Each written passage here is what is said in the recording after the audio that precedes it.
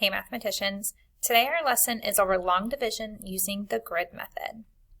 Our TEK is 4.4F to use strategies and algorithms, including the standard algorithm, to divide up to a 4-digit dividend by a 1-digit divisor. Let's go ahead and read our learning goal together. Today I'm learning how to divide multi-digit numbers so I can estimate and solve real-world problems. I'll know I can have it when I can define and identify divisor, dividend, and quotient, explain that division is the same as repeated subtraction, choose a strategy to use to fluently divide up to a 4-digit dividend by a 1-digit divisor. Now let's take a look at our real-world connection. When playing cards with friends, you have to use division to determine how many cards each player gets. If there are 52 cards in a deck, each person needs the same amount of cards, and there are 4 people playing. How many cards does each person get? Let's say you get a Lego set every year for your birthday. You now have 1,368 Legos. Your parent gets you 8 bins to organize them, and you want to put an equal amount in each bin. You're going to need to know how to divide if you want to make sure your bins are equal. All right, let's review our vocabulary before we begin our lesson. A dividend is the number that is being divided. Divisor is the number the dividend is being divided by. Quotient is the answer to a division problem, the size or number of each group.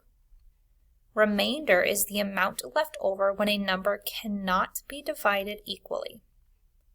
Expression is a mathematical phrase without an equal sign.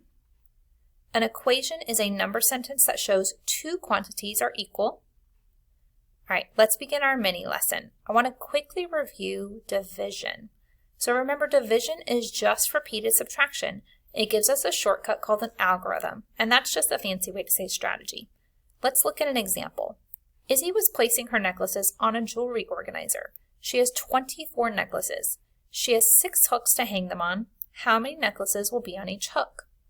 So we could use repeated subtraction where we subtract 6 until we get to 0, which would be 4 subtraction problems. Or we could break these necklaces up into equal groups, 6 equal groups, 1 for each hook.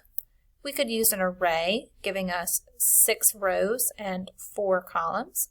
Or we could count by 6s until we get to 24, using a number line, which would give us 1, 2, 3, 4 groups. So today we're going to learn how to use grid method, but first we need to know how to set it up. So when setting up grid method, we're going to count the number of digits in our dividends. We have 1, 2, 3 digits, and then we're going to draw that number of boxes. So notice I have 1, 2, 3 boxes. So for some of these examples, I'm going to be using a template, but I'm going to link some videos for you on how to draw this box, this grid method on blank lined paper. We're then going to write 1 digit in the upper right-hand corner of each box, starting with the box on the left. So we'll put our 5 in the hundreds place, 7 in the tens place, 2 in the ones place. Our divisor goes to the left of the first box, and then we'll list our multiples, and we're ready to divide. Today we're going to be using the acronym, Does McDonald's Sell Cheeseburgers Regularly, to help us remember our steps for division. So the D is for divide, M is for multiply, S is for subtract, C is for check, B is for bring down, and R is for repeat or remainder. So our example is 564 divided by 6. So we're going to write our individual digits in each of those boxes representing our place values, and then we're going to start with divide. So we're going to ask ourselves, how many times does the divisor divide into this first box? So 5. How many times does 6 divide into 5? So I need to look at my list of multiples, and I'm looking for a number as close to 5 as I can get, but without going over. So I can't actually make that happen. I would have to use 5, but there is no 5 on my list of multiples, and 6 is bigger. So because I can't do that, I'm going to write a 0 in my quotient. Next, I'm going to multiply. So 0 times 6 is 0. I'm going to write that product below the first digit in my first box. Then I'm going to subtract. 5 minus 0 is 5. I'm going to write that difference on the bottom. Next, I'm going to check, and this step is actually very important. So this step is kind of a way to tell me if I'm on the right track. Am I right? Am I wrong? Do I need to go back and check? So this 5 needs to be less than our divisor. If it is bigger than the divisor, we've missed a multiple. We need to go back and check. If not, if it's less than the divisor, we can go ahead and bring it on up into the next box. So we'll bring that 5 up into our next box, and now we're going to repeat our steps. So we'll bring the 5 up, and now we're dividing 6 into 56. Oops. So 6 goes into 56. 1, 2, 3, 4, 5, 6, 7, 8, 9 times. So we're going to write a 9 in our quotient. Then we'll multiply. 9 times 6 is 54. Then we're going to subtract. 6 minus 4 is 2. 5 minus 5 is 0. Then we're going to check, is this 2 smaller than 6? It is. So we'll go ahead and bring it up into our next box. Our new dividend is 24, and we'll repeat our steps. 6 divides into 24. 1, 2, 3, 4 times. So we'll write a 4 up in my quotient. 4 times 6 is 24. 4 minus 4 is 0. 2 minus 2 is 0. So I don't have a remainder, and my quotient is 94. So I'm going to go ahead and link this video for you. I want you to watch it. It's how to set up and solve grid method long division with using a 3-digit by a 1-digit number using your blank lined paper. So our next example is using a 4-digit by a 1-digit number. So we have a 4-digit dividend and a 1-digit divisor. So we need to ask ourselves, how many times can 7 divide into 9? We can do that 1 time. Then we're going to subtract. 9 minus 7 will give us, we need to multiply. 1 times 7 will give us 7. We'll write our product below the 9.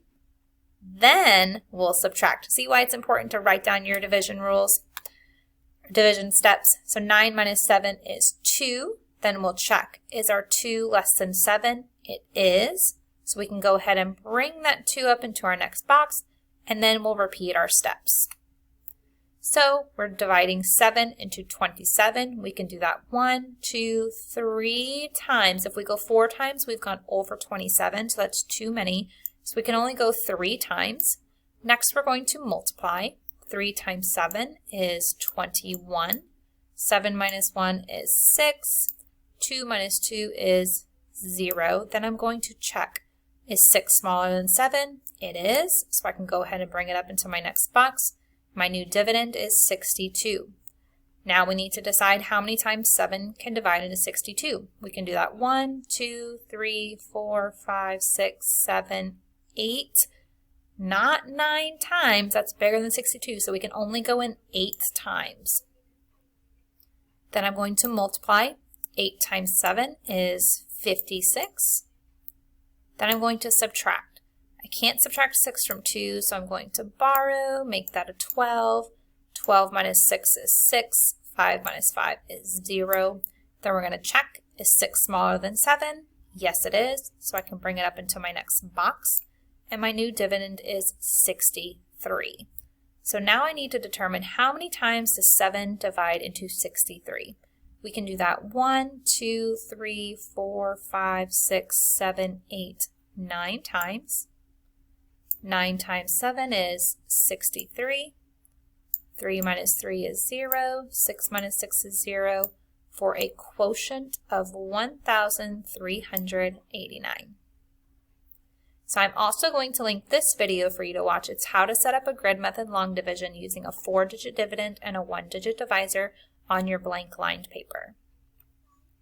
All right, let's do a quick check for understanding. Our problem reads 624 divided by 6 equals what? And our question asks, where does the dividend go? So using the grid method, where would we put our dividend for this problem? Go ahead and pause the video if you need to formulate an answer. So our dividend would be broken up by place value, 1 digit in each box, 6 in the hundreds, 2 in the tens, 4 in the ones. Where does the divisor go? Where am I going to put that divisor? I'm going to put it on the outside to the left of my grid.